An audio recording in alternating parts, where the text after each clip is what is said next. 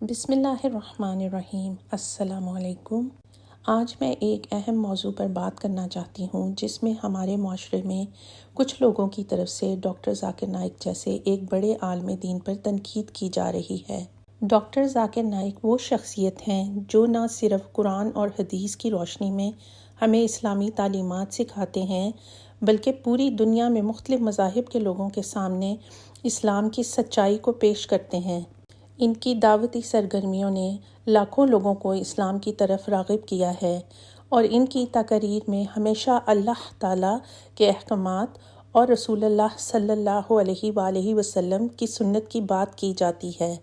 لیکن افسوس کی بات ہے کہ آج پاکستان میں کچھ لوگ، چاہے وہ میڈیا پرسنالٹیز ہوں، اداکار ہوں یا مذہبی جماعتیں ہوں، ڈاکٹر ذاکر نائک پر ناحق تنقید کر رہے ہیں۔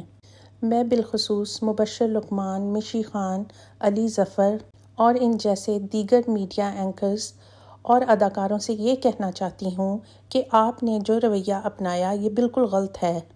آپ کو اس پر سوچنا چاہیے اور اپنے رویے پر نظر ثانی کرنی چاہیے۔ ڈاکٹر ذاکر نائک ایک بڑے عالم دین ہیں اور ان کی خدمات کو یوں تنقید کا نشانہ بنانا مناسب نہیں۔ اگر آپ ان کی طرح دین کی دعوت نہیں دے سکتے یا اسلام کی صحیح تصویر پیش نہیں کر سکتے تو کم از کم ان کی عزت ہی کرنا سیکھ لیں۔ آپ لوگوں نے جو کچھ کہا وہ نہ صرف ڈاکٹر ذاکر نائک کے ساتھ بدسلوکی ہے بلکہ یہ ایک ایسا رویہ ہے جو ہمیں اسلامی تعلیمات کے خلاف لے جاتا ہے۔ میں واضح طور پر کہتی ہوں کہ آپ سب کو اپنے اس رویے پر معافی مانگنی چاہیے۔ کسی عالم دین کی بے عزتی کرنا، چاہے وہ آپ کو پسند ہو یا نہ ہو، یہ دین کے تقاضوں کے خلاف ہے۔ ڈاکٹر ذاکر نائک جو بات کرتے ہیں وہ صرف اور صرف اللہ سبحانہ وتعالیٰ اور اس کے رسول صلی اللہ علیہ وآلہ وسلم کے بتائے ہوئے راستے پر ہے۔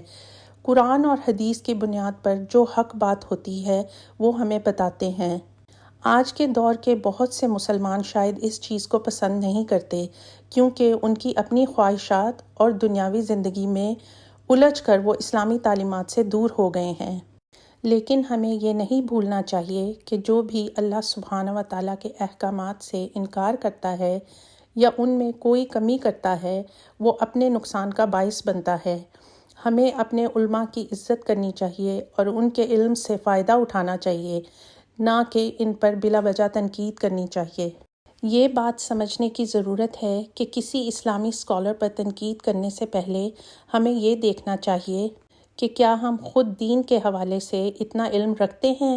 اگر نہیں تو پھر یہ ہمارا فرض بنتا ہے کہ ہم ان لوگوں کی عزت کریں جو دین کی بات کر رہے ہیں، چاہے وہ ذاکر نائک ہوں یا کوئی اور عالم۔